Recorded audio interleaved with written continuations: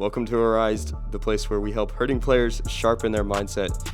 We're here to help you win the battles off the field so you can be elite on it. I've got my phone here because this is the first time we're ever recording this, and I literally cannot remember the intro. So, my name is Tank. I'm here with my partner in crime, Squid, and we have a few topics we're going to cover today, and I'm excited to get into it. Trent from Denver, Colorado says, I'm a starting quarterback and my dad's anger issues come out through me on the field. I literally cannot stand when teammates drop the ball or make mistakes. As an example, I had one of my starting wide receivers drop a perfect pass on a 4th and goal. I took my helmet off, slammed it on the ground, and broke my helmet. I was benched for the rest of the game and got called for unsportsmanlike conduct. I cannot keep reacting in this way because it is hurting the ability to lead my team and for sure hurting my chances of getting a scholarship. My dad struggles with anger issues as well in the same exact way. He hates stupid mistakes and rages over them. I want to break the cycle, but have absolutely no idea how. Well, that's a rough one. I think, number one, I want to sit and applaud you for literally, just acknowledging that you even have the issue. I think that's step one. A lot of people brush that off as just like, I just want to be the best or I want to be good. But I think, definitely, like you said, part of being a good leader is patience. And that you definitely are dealing with frustrating problems, it sounds like, especially if you are, in a quarterback position and getting the ball to your wide receivers, perfect passes, throwing dimes left and right, but they're dropping it. Dude, I'd be frustrated too. But like you said, excessive aggression is definitely the problem, especially when you're getting penalties for it and then getting benched as well. Because people can see that you're doing it correctly. It's the other people that's messing up. Yeah, that's a really good point. I mean, and I think that's kind of why he said he's getting angry a little bit, is because the other people are messing up, but he's probably playing good. And so that's definitely an anger point. But that would be my encouragement, would be hey man, you're doing your best, and how other people play isn't completely on you. Especially if you're if you're a team leader or your offense leader, I would really I would really try to break that cycle. And you may ask me how do you break that cycle? Dude, I think you're on the right track. And number one, just acknowledging that you have the problem. I think that's definitely the first steps. But then number two, I would talk to your coach. And then, your coach can probably guide you better. It's always a good idea to talk to a counselor, or mentor. Even sometimes therapists can help you with issues like that. Especially if it runs in your family, you can kind of figure out where that anger comes from. Because a lot of times something that's super interesting, and this is I'm not a professional, but something that I've just learned over the years, is a lot of times that anger comes from somewhere else. It's not simply because they dropped that pass in and of itself. While that's frustrating, dude, I get it. I would be upset too. Seeing that manifest in a way where you're physically lashing out is definitely something I would address, because that is affecting you on the field. But if it's not addressed over time, it'll probably affect you off the field as well. And so definitely talking to a mentor, a counselor, something like that, and then remembering, hey man, I'm here to do my best. And while I am a team leader, I'm responsible for my team, I am responsible for that. Remembering that the only person you can really, really actually control is yourself. And so seeing making sure you're doing your best in all areas, whether that's playing, whether that's leading, or whether that's actually your mentality. Those are all important areas where you get the opportunity to do your best personally, because you are the only person you can control. Probably definitely looking into some sort of counseling or therapy. If that's something that you're dealing with on the field, like you said, it's probably going to affect you in everyday life in some sort. Whether in your marriage, your family, your kids, anything like that. That will bleed over into your personal life if you let that affect you. Yeah, absolutely. I think he said he was in high school, I think is what it said. Did it say that? I think he's in high school. If he's in high school, he probably doesn't have a family or kids or anything, but for future reference, absolutely. And while he's still young, the ability to address those things it's definitely super important and huge. Yeah. But yeah, man, I would just challenge you to address it, and then I'm sure you had a wide awakening, a point of realization while you're sitting on the bench, especially after you saw your team get flagged for unsportsmanlike conduct, and then you were on the bench, whether that was due to equipment failure or what it was.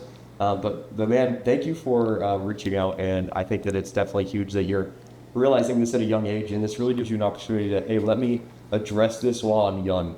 That way, whether I make it to college, whether I make it all the way to the NFL, all those things, that really sets you up for success in dealing with the anger. It's super common in football because you're passionate about it. You're passionate about the game. And so anger is part of it. But if it's getting to the point where it's negatively affecting you or your team, dude, I mean, that's just like the weight room. That's a great opportunity for you to train your mind to get better for the future. Great, man. I really have the highest hopes for you. I think you can get a grip on this while you're young, and I think you'll be able to excel throughout the rest of your career. All right, we're going to jump into our second message of the episode. Man, I'm excited to hear what this guy has to say. Alex from Virginia Beach, Virginia says, I tore my ACL in the first game of my senior season and have absolutely no idea what to do now. I had hoped to play in college through scholarship, but this has absolutely ruined my chances. The doctor said I am without a doubt out for the season. I feel like my dreams of playing in college are out the window. Do you think I will be able to play once recovered, despite never being able to play at my full potential due to the injury? Man, that is a lot of things going on at one time.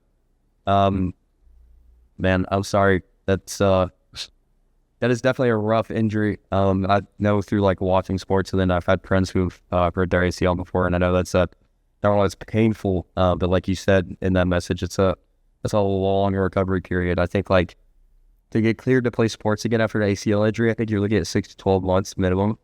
And that all depends on like how much physical therapy you do and all those things. So that's a terrible injury, man. I'm so sorry.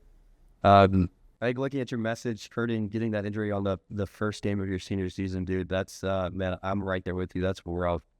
Especially if you had like goals and aspirations of like far. I think, man, number one, just accepting it is probably the hardest part of the whole thing.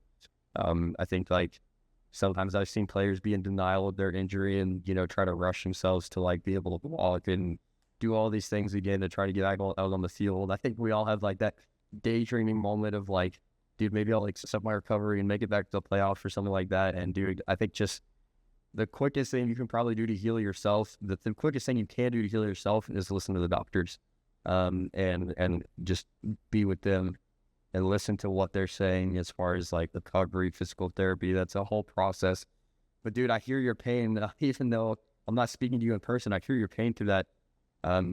Just to watch your senior season be going, just probably in a split second. And I think, like I said, number one, accepting it, but then number two, realizing that you can contribute to your team in other ways. Now, I know that sounds crazy. You're probably like, no, dude, I would not want to sit on the sidelines either. But you can assist in other ways if your coach allows. And that would be my encouragement is like, talk to your coach, be vulnerable with them, be like, man, I hate that my season's gone, but I love the game.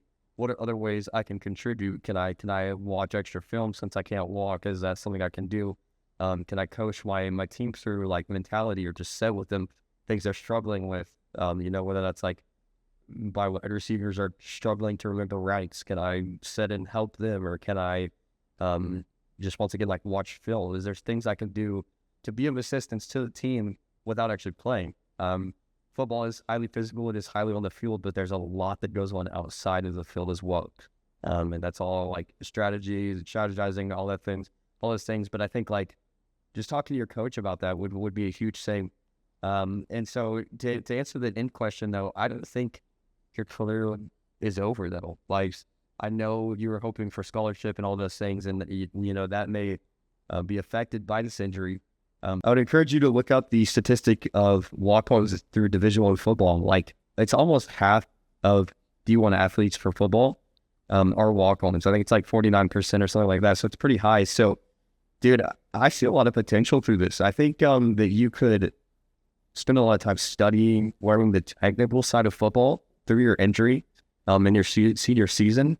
And then I think freshman in college, dude, like I think you have a high possibility of like once you're going through the technical side, and then even like, just make sure you're not forsaking like physical therapy, doing workouts as you can. I know, listen to your physical therapist or your doctors, but I know sometimes you can still like do weightlifting, not with your legs at all, but like you can still do arms and stuff like that, depending. Do not, don't take that to the bank and cash it. Listen to your doctor. But just making sure, like, yeah, I'm still being the best that I can be out off the field. That way, one day when I'm in return, dude, I'm the best on the field because I took that time.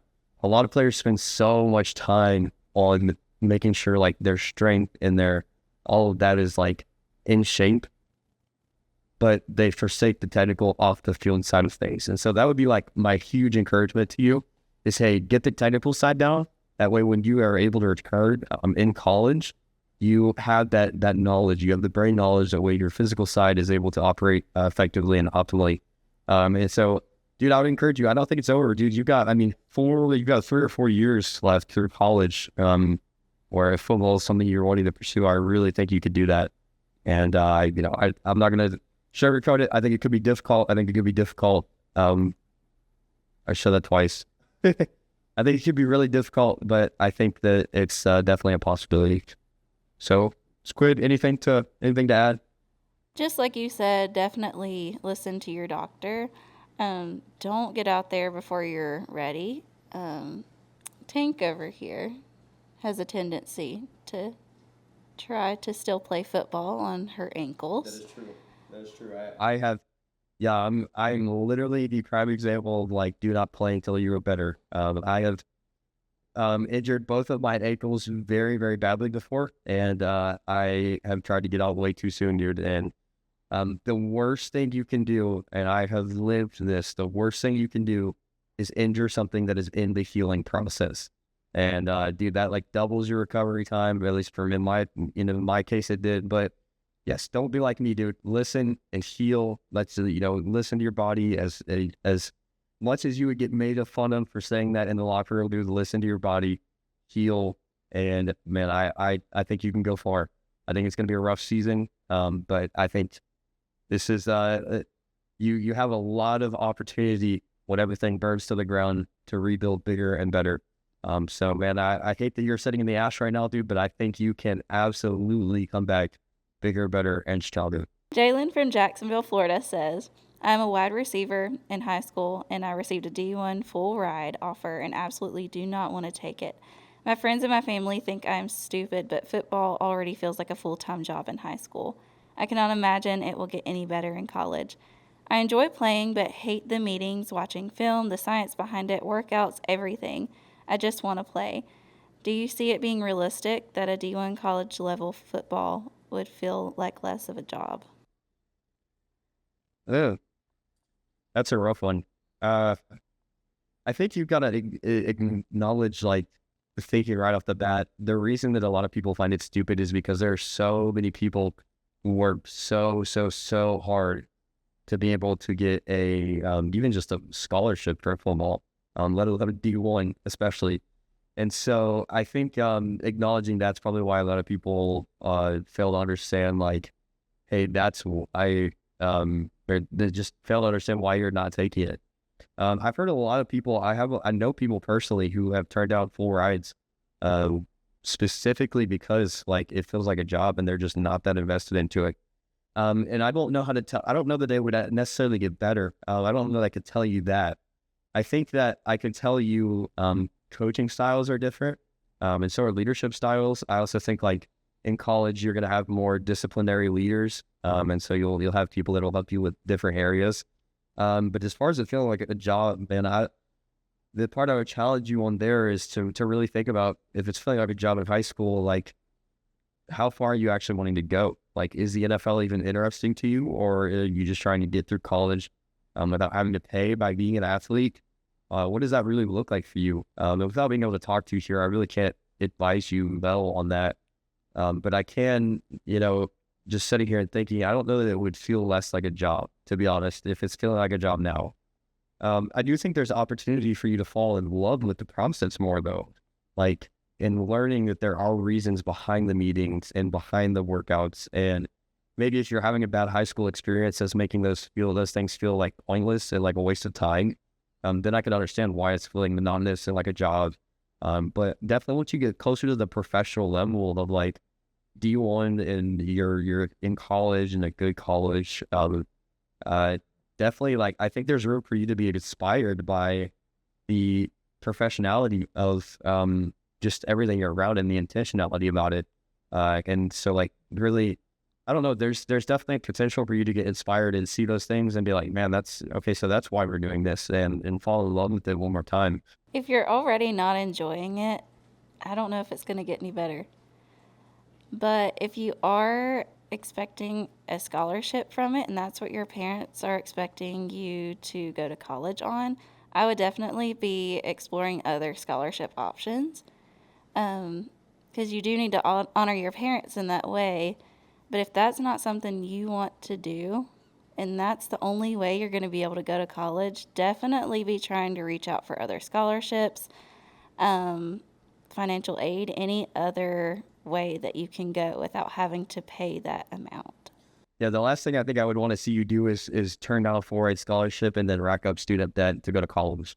I think, man, as much as I hate to say it, like you will have to get a job to cover college in some way, whether that's another scholarship or like even if you don't work in college and you're a full-time student, like you're whether you work in college or whether you work after, like you're gonna have to have some sort of job to pay the college situation. And so like I think, man, I think just sitting here like thinking about it, I would really pressure yourself to, hey, if I don't have other scholarship opportunities or if I don't have the ability to like work my way through college or if I don't want to work my way through college, whether that looks like fast food or restaurant or, you know, maybe you can find good internships or something that really help you like build your career. If that's not interesting to you, then dude, like it sounds like you enjoy playing football. So you at least enjoy half of it. Like you enjoy part of the game, right? So like for you to, I was just thinking of it from the life side, like the life point of view and debt and the finances, like the financial part of it, bro. I mean, you're kind of looking at job or job here. And so it's like, would I rather play football as a job or would I rather go do something else as a job? But the last thing I want to see you do is rack up student debt in college, dude. I've seen that ruin people before. I've seen people, I've heard stories of people dying of student debt. So, man, I would really pressure you one way or another, find other scholarship opportunities. If it comes down to it, bro, I would encourage you to potentially play just to get through college. And even if that doesn't look like you wanting to go far or go to the NFL, at least just, you know, getting at least partially through college. But hey, man, if you want to work, if like a job or something that entertains you, and that's something like you would want to do, then by all means, girl, go do something else other than football. I'm just sitting here. I'm going to be a friend to you, and if you were sitting right in front of me asking for my advice, which like you asked me, then I would tell you, man, don't rack up student debt. Do what you can, and then just understand like the people around you, they're not going to understand it because other people dedicate their lives and don't see it be one offer. And so the fact that you've got that's very impressive. And I think that's a lot of why people will struggle to understand why you don't want it and that it feels like a job. But man, I hate that for you, but You could also see if you could accept the scholarship and play for a year. And if you don't like it that year, find another way to get a scholarship for your other years through college. If that's a possibility, I would definitely look into that um, because you really don't know if it's going to be different because it totally could be different. College is different than high school and everything. absolutely. So maybe you enjoy the teammates more, the coaches are better. I don't know. But you could try it for a year, and if you don't like it, then try to find another way for a scholarship.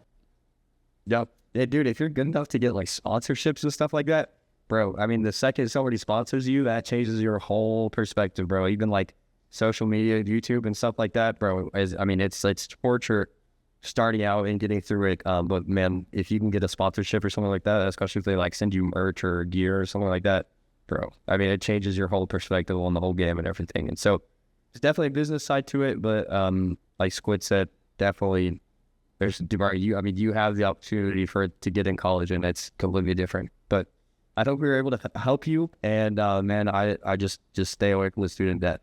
But we hope you do great. And this is gonna wrap up this episode. All three of these calls. It was an honor to sit here with you, Squid, and try to help people out.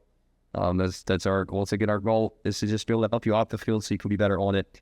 But if you are really struggling with mental health or something like that, We encourage you to go see a professional. We are not professionals at all. We are literally two people just willing to sit here and listen to you and offer any advice or help we can. We'd appreciate you submitting any of your stories on or off the field regarding football in the comments. But if you'd rather be a little more anonymous, there will be a link in the description that will allow you to submit a story without actually commenting on YouTube. But we'd love to sit with you. We'd love to hear your story. Love to help you in any way that we possibly can. And we hope that you will stay here with us. But until next time, it's been an honor sitting here with you, Squid. And we will see you guys in the next one.